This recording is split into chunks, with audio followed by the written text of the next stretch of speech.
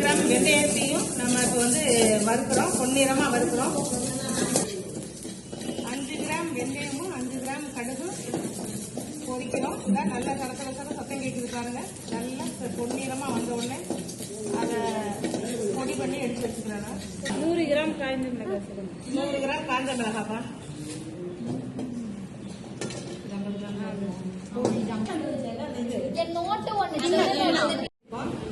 நல்லெண்ணெய் காயிட்டோம்.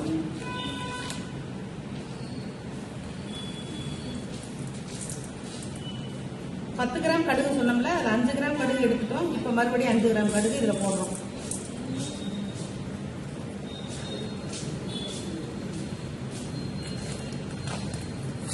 இதை வச்சு இதை கட்டி வச்சுங்க.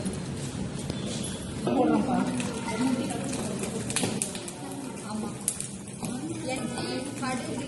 கடுகு போட்டு கடுகு வந்து பொரிஞ்ச உடனே பூண்டை போடுறோம். நல்லெண்ணெய் நம்ம நல்லெண்ணெய் ஊத்துறோம் பாருங்க. கொஞ்சம் நல்லெண்ணெய் ஊத்துறோம். புளி ஒரு நெல்லிக்காய் சைஸ்ல எடுத்தாச்சு.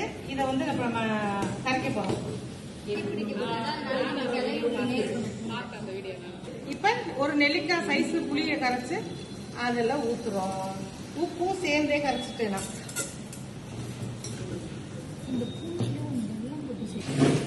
நம்ம டேஸ்ட் பண்ண